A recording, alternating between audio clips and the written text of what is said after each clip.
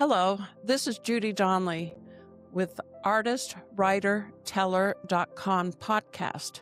And today we are interviewing Catherine Yael Serota with her book, An Appalachian Life, A Storyteller's Perspective.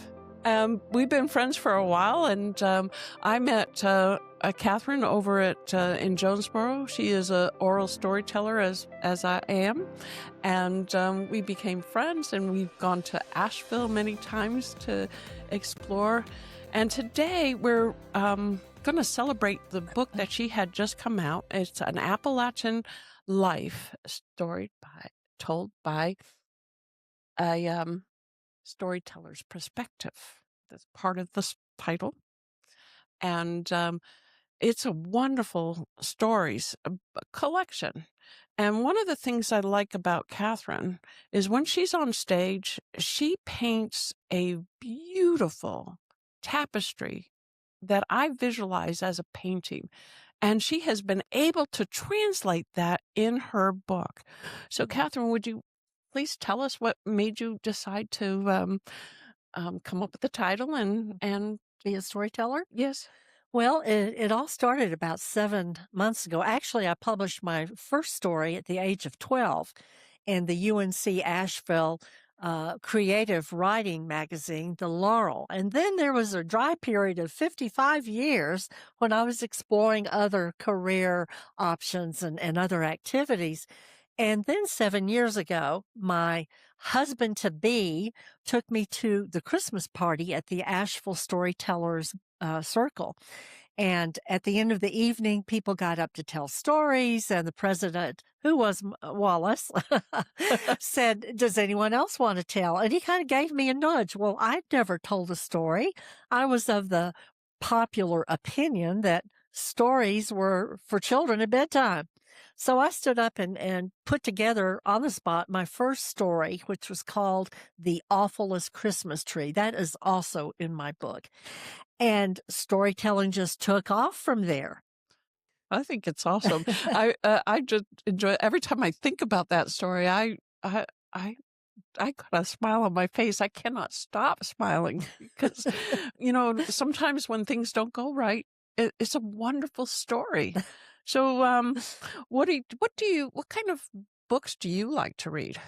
Well, my reading history began when I was 4 years old. My dad would come home for work and sit down and get the Asheville Citizen-Times, and he would line, which is put his finger under every word in the sentences of the stories, and he would speak them out loud. And that's how I learned how to read. I didn't start with alphabets and phonics and all of that. I just went straight to reading, and I have read extensively since then. I have studied certain topics for years on end. Whilst I have a very large, varied library, and we enjoy reading. And a funny story is that when I was a young person, probably 7 or 8, I gave up family time in order to read. And my father finally had to wire my bedroom door open so I wouldn't go in there, close the door, and read. So I'd come out and be with my parents. So that was kind of a funny aside. But still, I have read and studied topics for, as I said, years and months on time. Some things that I've spent many years studying are the Holocaust, World War II, Vietnam, the British and India and the Mughal dynasties, the Bloomsbury Group, which was a group of early 1900s writers, artists, economists. Keynes was in there. You may remember the name Virginia Woolf and Lytton Strachey and the Bell sisters. Duncan, who was a painter. It was just a lovely group of people, kind of like what you are assembling here for your podcasts Right. week after week. And they met on a daily basis, lived their lives together, explored their art and their painting and their social issues as a group. And that was a very wonderful, enriching study for me. I do know that when we share stories, as you share these stories, it brings to mind stories that I have that are similar. And one of the stories in here that I like is it's about the baking. That is awesome, because, as a new, wife, we don't always know how to cook. So, but anyhow, how long did it take you, to, put your book together? Well, I think I had a bit of an advantage over a lot of storytellers who do books because every time I wrote a story, and there are 27 original stories in the book, I would type it out and put it into my catalog. So when it came time to put the book together, it was all there. I just had to pick which ones for what category in the book that I wanted to choose. Um, and who helped you get it published? It went really, really fast. Rich Carnahan of Published Prose down in Somerville and West Charleston is my publisher. And my book was forwarded by storyteller Tim Lowry, who is a very well known national teller. Yeah, he's And fabulous. yes, he and I share somewhat of a similar background in being Appalachians. I'm from Asheville originally, and Tim is from Harlan, Kentucky, but has lived in Charleston for many years. So he was happy to write my introduction for me. Wow. You wanna tell us anything that you want to special about your book, or do you wanna tell us a story? Ooh, would you like to have a story? Yeah, I love stories, 'cause that's why I have the title for tellers, story. Okay, storytellers. Well, here goes. I think a lot of authors will give you a reading from the book, but since these are stories and I began as a storyteller, I think I will tell you that story about baking. It's called Biscuits, and it has a companion story that comes after that called Duck. But this morning we're going to look at biscuits. Well, I was a first time bride of 32 years old and I knew nothing about making bread or baking anything for that matter. In my childhood growing up home, we were busy people, and toast was quick and easy. No biscuit making there. Well, I had married a man, a mountain man from Madison County, North Carolina, and I didn't know how to make that man biscuits. To add to that, his first wife, Evelyn, was a star baker, famous all over Haywood County for her baked goodies, and that, let me tell you, put my back up to begin with. So on the third Wednesday of our marriage, I decided when he went off to work, I was going to make biscuits. I started with a big bowl and just a whole mess of flour. And to that, I added baking powder and baking soda because, I'm baking, right? And then in splashed some milk and a big lump of Crisco, 2 tablespoons of salt for some strange reason. And then to round it up, I added a whole stick of cold butter and some buttermilk. Well, I began to stir, stir, stir, and it just was a heavy mess. And that butter wouldn't incorporate. It wouldn't, of course, because it was ice cold. So I had this brilliant thought. I think I'll put it into the microwave. So I zapped it on high for 5 minutes and it boiled up and it boiled over and it made a terrible mess. Ah, well, I did manage to scrape as much as I could back into the bowl. Well, I liberally floured the counter. And when I say liberal, I mean I threw handfuls down. Well, it rose in the air. It was all over me, the counter, the floor. It gently sifted down onto every surface in the downstairs. I tried to roll it and it wouldn't go. So I had another brilliant idea. I had received a rolling pin as a wedding present given by some deluded woman who thought I had domestic skills. So I got that rolling pin out and I floured it too. And I started to try to roll that dough, but it was so heavy and so stiff it didn't roll out. It just rolled up onto the pin. Now what? I thought. I got the butcher knife and I started scraping the dough off the pan and it would not come. That recalcitrant dough, it was just so stubborn that I scraped and scraped, finally got it all off. It fell into the flour with a big thump and more flour, of course, rose into the air all over creation. And I found that the dough was studded with hundreds of wood splinters. Okay. I started to roll the dough with my hands, pinched off a piece, rolled it around in my palm, flattened it into a patty. Oh, they looked like porcupines, and I had splinters all in my hands. Okay. They looked heavy and not right, but I put them on a cookie sheet and remembering that Mama had said you cook pot roast long and slow. I turned the thermostat on the oven to 300 degrees and I slid that cookie sheet in. Now we would have some biscuits. But 45 minutes later, there they stood in the oven, still as flat as when I had patted them. I thought they should have risen high and fluffy. That's what they were supposed to do, but they just looked like these awful patties, and I thought I saw Evelyn's face gazing archly up at me, too. Every time I got discouraged, I just thought of her expression, which was rather haughty, and I got fresh perspective. So I thought, okay, I'm going to turn the broiler on because I would brown them, they would look better, and so would Evelyn's face. Turned it on, visited the bathroom, and when I came back, I looked the door in the oven. They were terribly sunburned. Opened the door. This horrid smoke filled the kitchen. I pulled the cookie sheet out and set it and the biscuits on top of the stove. Now what would I do? I had spent the whole day wrestling with these biscuits, and at this moment, my husband Bob walked in. He was waving his arms through the smoke and sliding on the floured floor. He was laughing like a maniac, and he staggered across the kitchen, fell into a chair, put his head in his hands. Tears were dripping from his eyes, making dark, floury puddles on the floor.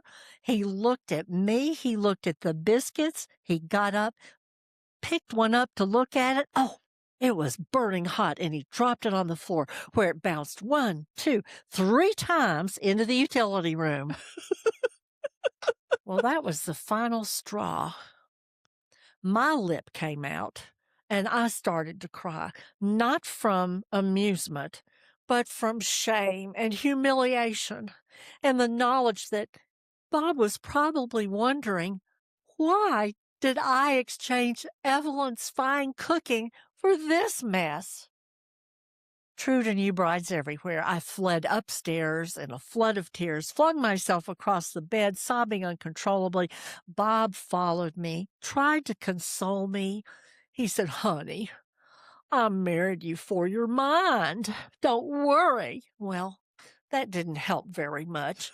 Still whimpering on the bed, and Bob went downstairs.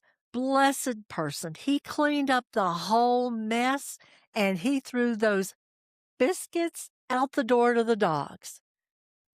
But the final humiliation? The dogs didn't eat them either. Thank you so much. I love that story, and I love the visualization, because the splinters, the burnt hockey pucks almost. Hockey pucks for sure. And his first wife's face appearing at different junctures in the story to wonder exactly what is this woman doing. But you're right. He married you for your mind. You're very smart. How many languages do you speak? Well, my native tongue is English. I speak French fairly proficiently. I speak some Yiddish and I speak some Hebrew. I think that's awesome. Thank And you you. travel extensively too, don't you? Very much so. And I have gotten story ideas from traveling. Um, I tell personal narratives about my life growing up. And in the book, there are also several historical narratives where I take a spot out of history and form a story around it. For example, Mr. Burrs is about a man in the War of 1812 who had a very great impression upon Western North Carolina. And then there is a story called Reuben May, which talks about the coal fields of southeastern Virginia. And then The Pancake Princess And that story is formulated on my understanding of beauty pageants for young ladies in the South. I think that's awesome. And you do have Jack Tales in here, I have a and you Jack tale that I wrote. yes, and you have oh, I call them Bobby Tales, but what I don't know Uh-huh. what you call them, but they're Uh, wonderful stories of children growing up in the Depression era mhm. and flittering around the woods, and I just oh, I love those stories. This is a great book. So you can get this on Amazon.com. Is that right? And Yes. also, you can come to Stories and More, and you can look on the Jonesboro Storytellers Guild website, and you can see when Catherine is going to be performing there. Mm. And I just and this you're ready to go to South Carolina, right? Yes, this weekend, my roadie and I, my roadie being my husband Wallace, he calls himself a roadie and also the CFO of our organization. We're going down to Somerville. I'm going to be appearing at the Somerville Book Fair and Festival down there. I will have a stage interview with the director of the Timrod Library, a private library in Somerville, and Tim Lowry will be there also. I think that's awesome. Yeah. And Tim Lowry has performed many, many times in Jonesboro during the International Storytelling Festivals, and he does wonderful Dickens tales. Yes, he does. He's a Yeah, fantastic storyteller uh, and a close friend of the roadie and myself. And I think it's awesome. I think it's great to be able to hang out with other tellers and authors. yes, and And authors. I think it's just terrific. Um, we hear about the dreaded writer's block. How do you get over that? Well, let's see. Writing and storytelling doesn't They're not the same. well, they're not the same, but they do not comprise my whole life. There are many other things that I do and am interested in. And I don't know if I've ever had writer's block. The way I come out with the stories is I will see something in my travels. Someone will say something. I may think of something. I may be reading something and an idea will spark. And I will kind of let that percolate for 3 or 4 days or so, sometimes a week. And then one morning I get up and it has knit itself together. I sit down at the computer and I type out a story in an hour and a half, and that's it. Oh, you're awesome. Well, I don't know about awesome, but I think every author has their Uh, own way of handling doing their writing. Some people say, "Well, I must do 3,000 words a day." Well, if I had to commit myself to that, I couldn't do it. I So know. I just do the. I guess you could say I'm a serendipity author. Well, I think that's awesome. But I know you're a gardener, so I think that so when you're pulling up the weeds or planting the seeds, it also plants things in your brain. It You know? does, and excuse me, Oh, pardon me. Um, it does plant things in my brain, and I have a couple of stories that reference the gardening that I do. are you planning another book? I am. Rich Carnahan, my publisher, is pushing me for volume two, and I have a third book in the works called The Three Continents.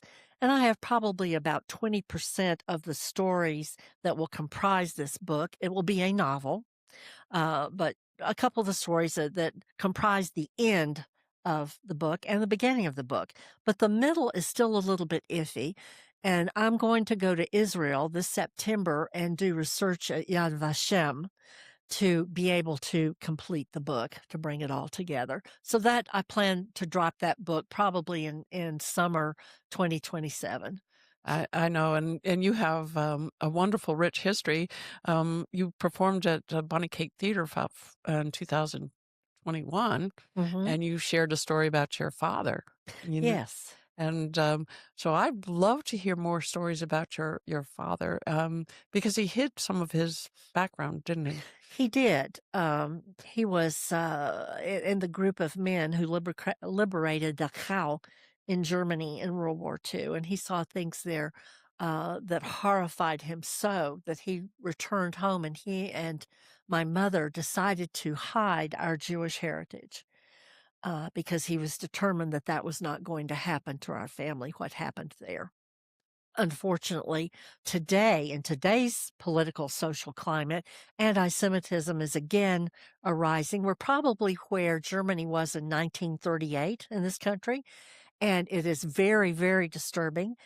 People right and left are making aliyah, going back home to Israel, even if they were born here and second and third generation Americans. They're going to Israel back home. And I think it's a very touchous situation right now. Well, I actually support Israel, and I once told you that I thought I was a Zionist because I believe the Bible tells us that those who bless Israel are blessed. That's absolutely accurate. And I think we find that throughout history where that has happened, people have been very, very blessed in their lives. And I think it's very important to share these stories now in the settings that we do on stage or in book clubs or wherever, because we may be able to change people's minds, that are blocked. They don't understand history. This is true. And when you, my father always said that if you do not know your family history, your state history, your world history, you are doomed to repeat things. And if you know history, the bad things that you don't want to repeat, you have to know them so that you don't repeat them. That's absolutely correct. But if anything is good, you want to be able to repeat them because they're good. Yes. And he often told my brother that he would take the Bible and he said, "This is a really good book. You should Really a good book. you should read this." And some of you're a Messianic Jew because you believe in Jesus, and there's several Jewish people that do not. But I had read that some of the Jewish rabbis don't let people read Isaiah 53. Well, Isaiah is the great messianic book in the Old Testament. It is the book that, excuse me, foretells the coming of Messiah rather specifically. And people who are Christians see that the foretelling in the Old Testament is brought to life in the New, so that both the Old and the New Testament should be included as one book and should be read together. As a Messianic Jew in synagogue on Saturdays, we read the Torah, which are the first 5 books of the Bible. We read the prophets in the Old Testament, and we also read the corresponding chapters in the New Testament. So we are getting the whole Bible in a year, and that's a very beneficial thing. I think so too, and I appreciate you. Before I met you, I had been praying that I would meet a Messianic Jew, and because the stories that are told in the Bible are told by the Jewish people, and there are many ways that they layer the stories that Gentiles not necessarily know, and when I talk with you about different things, you bring a different perspective to help me understand how these stories are fulfilled and the purpose. And I appreciate that so much. Well, I appreciate you saying that because I think that most non-Jewish people are not even aware that the authors of the New Testament are all Jews who followed Yeshua, Jesus in Hebrew, and who followed him and became his Talmudim, his disciples, with the exception perhaps of the book of Luke, and we're not even sure about that. He may have been Jewish, but the whole book was written by Jewish people. And they were written for the different audiences because Yes. Luke was a physician, and so it was written. He tells his stories to other Gentiles. Yes. And the book of Acts is actually written by Luke. Yes. And there's only one story in the Old Testament written by a Gentile. Yes. And that is? Nebuchadnezzar. I hope I said his name right. Well, the Jewish pronunciation is somewhat different, but Nebuchadnezzar works. Yeah, I do know. And I also know that the names of, when they name somebody in the Old Testament, those names mean things. And, Yes. And because I don't know the meanings, um, I that's part of the reason why I wanted to meet some Jewish people, because in Hosea, his wife, he named his children. His wife was a wayward woman, but he named his children specifically to forecast what the Jewish people were like. Yes. And Well, our Jewish names, our Hebrew names, do all have a meaning. My Hebrew name is Yael, and you find Yael in the 3rd chapter of the book of Judges, which is called Shaftim in Hebrew. And Yael is, with modern writing, is called Jael. And she was the woman who welcomed the general that was fighting against Israel into her tent. He was exhausted. He was running away from the fight. All of his men had been killed. He was trying to get away. And she said, "Oh, come in here, come in here." And she was the one who lulled him to sleep with milk curds, which, as you know, milk can make you sleepy, especially if you're tired. And then she took up the tent spike and the hammer and killed him. And she is considered a mighty woman in Jewish lore. and it was foretold that she was going to do it. Didn't Deborah say that to Yes. Yes. I forgot his name, but, whoever, he was afraid to fight the Yes, he enemy. was. He And was. Barak. yeah, thank you. But I do appreciate that. And I do appreciate you sharing, because the part of this is to create a space where my Christian, Messianic Jewish people that I love share their stories, and also to share the word a little bit, because that's really my purpose, is to help um, spotlight my friends and their faith. And I think in doing this, you are really bringing together a sense of community and unity, Yeah. which is very, very important these days when things are so fractured on one side or the other. Bringing people together is the hope for our country and our world. Yes, absolutely. And it's not to say that I don't um, like people that aren't like me. I just hate some of the things they do, and it's hard sometimes to separate the creation that God made these people Mhm. and the deeds that they do. But I have to remember they have a chance to choose. We all have a choice. Yes, we all have a choice, Yeah, and personally speaking, I think our choice is to choose God and to glorify Him in all aspects of our life. I do too. And I thank you very much. You are so welcome. And you can go to Catherine's website. It's www.Catherine, Catherine,